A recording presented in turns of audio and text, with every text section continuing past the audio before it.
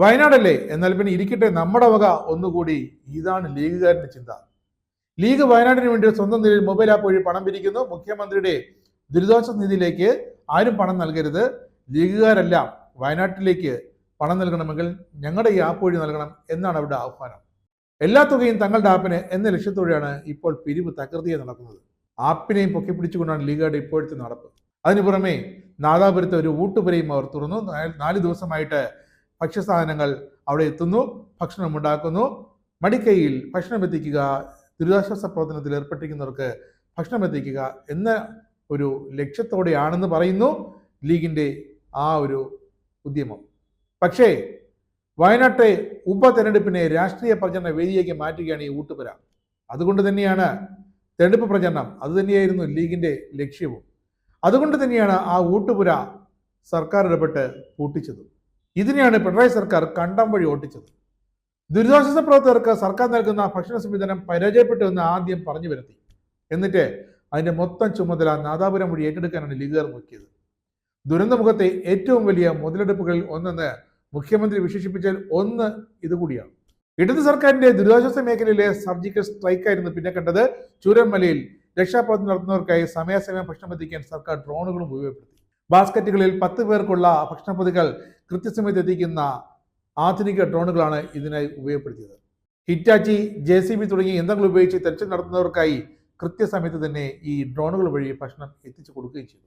ഇത് കണ്ടാണ് തലയിൽ മുണ്ടിട്ടുകൊണ്ട് കുഞ്ഞാലിക്കുട്ടിയും സലാമും കൂട്ടരുമൊക്കെ ഊട്ടുപുരയും എന്ന തെരഞ്ഞെടുപ്പ് പ്രചാരണ വേദി ആ പന്തല് പൂട്ടി വയനാട് ചുരമിറങ്ങി ഓടിയത്. രാഷ്ട്രീയമായുള്ള മുതലെടുപ്പുകൾക്ക് ഈ നന്നായി കേന്ദ്രമാക്കുന്ന ഈ ഊട്ടുപുര എന്ന് വ്യക്തമായ തെളിവ് ലഭിച്ചതിനെ തുടർന്നാണ് ജില്ലാ ഭരണകൂടം ഇടപെട്ട് പോലീസ് ഇടപെട്ട് ആ ഊട്ടുപുര പൂട്ടിച്ചത്. നാദാപുരം നരിപ്പറ്റയിലെ കള്ളട് മഹാം കേന്ദ്രീകരിച്ചായിരുന്നു മുസ്ലിം യൂത്ത് ലീഗ് വൈറ്റ്കാർഡ് നടത്തിയുന്ന ആ ഊട്ടുപുര. അത് അടച്ചുപൂട്ടാനാണ് പോലീസ് നിർദ്ദേശം നൽകിയത്. അതിനാണ് തങ്ങളുടെ ഊട്ടുപുര പൂട്ടിച്ചു എന്നൊക്കെ പറഞ്ഞ് യൂത്ത് ലീഗുകാർ പ്രചരണം അഴിച്ചുവിട്ടത്. സർക്കാർ ഭക്ഷണം എത്തിക്കുന്നില്ല എന്ന പ്രചരണം നടത്തിയിട്ടുള്ള ചുട്ട മറുപടിയായി ഇത്.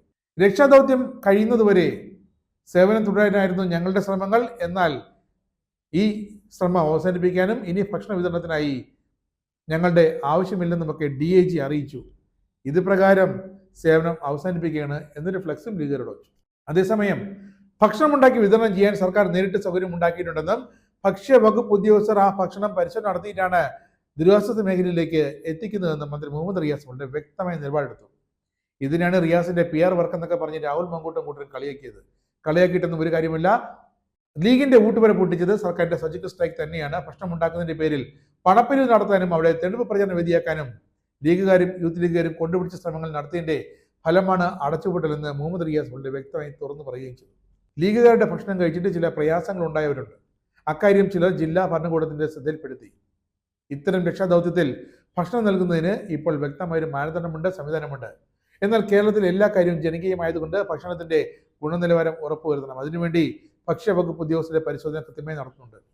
എവിടെയെങ്കിലും ഭക്ഷണം കിട്ടിയില്ല, സമയത്ത് ലഭിച്ചില്ല എന്ന പരാതി ഉണ്ടെങ്കിൽ അവിടെ എത്തിക്കാനുള്ള സംവിധാനം ഡ്രോൺ അടക്കമുണ്ട്. രക്ഷാദൗത്യം നടത്തുന്നവർക്ക് ഭക്ഷണം നൽകുന്ന കാര്യത്തിൽ നിയന്ത്രണം വേണമെന്ന് സർക്കാർ നിർബന്ധമുണ്ട്. ഇതിന്റെ പേരിൽ ചിലർ പണപ്പിരിവ് നടത്തുന്നു എന്ന ആരോപണവും വ്യാപകമായി ഉയർന്നു. മഹാഭൂരിപക്ഷവും വളരെ ആത്മാർത്ഥമായി ഇടപെടുമ്പോൾ ഒരു ചെറു ന്യൂനപക്ഷം പോരായ്മ വരുത്തുകയാണെങ്കിൽ അത് കല്ലുകടി തന്നെയാണെന്ന് റിയാസ് വളരെ വ്യക്തമായി പ്രതികരിച്ചിട്ടുണ്ട്. രക്ഷാപ്രവർത്തകർക്കും ദുരിതബാധിതർക്കുമുള്ള ഭക്ഷണം കൃത്യമായി എത്തിക്കാൻ സർക്കാർ സംവിധാനം ഏർപ്പെടുത്തിയിട്ടുണ്ടെന്നും ക്യാമ്പുകളിലേക്കും മറ്റും ഭക്ഷണവുമായി വലിയ സംഘങ്ങൾ കടന്നു കയറുന്നത് ഒഴിവാക്കണമെന്നും വയനാട് ജില്ലാ കളക്ടർ മേഘശ്രീയും അറിയിച്ചിട്ടുണ്ട്. എന്നിട്ടും ലീഗുകാർക്ക് തൃപ്തി വരുന്നില്ല. മേപ്പാടി പോളിടെക്നിക്കിൽ പ്രവർത്തിക്കുന്ന കമ്മ്യൂണിറ്റി കിച്ചണിലാണ് ഇപ്പോൾ രക്ഷാപ്രവർത്തകർക്ക് ഭക്ഷണം തയ്യാറാക്കുന്നത്. ഭക്ഷ്യസുരക്ഷാ വകുപ്പിന്റെ മേൽനോട്ടത്തിൽ കേരള ഹോട്ടൽ റെസ്റ്റോറന്റ് അസോസിയേഷനാണ് ഇപ്പോൾ ഭക്ഷണം ഒരുക്കുന്നത്. പ്രതിദിനം 7000-ഓളം ഭക്ഷണപ്പൊതികളാണ് ഇവിടെ നിന്നും വിതരണം ചെയ്യുന്നത്. അത് മുഴുവൻ ദുരിതാശ്വാസ രക്ഷാപ്രവർത്തകർക്ക് തന്നെയാണ്. അതിനി നാദാപുരത്ത് നിന്നും പ്രത്യേക സംഘമൊന്നും മെനക്കെടണ്ട എന്ന് കണ്ടിട്ട് തന്നെയാണ് ഇടത് സർക്കാർ വയനാട് ജില്ലാ ഭരണകൂടം അത് അടച്ചുപൂട്ടാൻ നിർദ്ദേശം നൽകിയത്.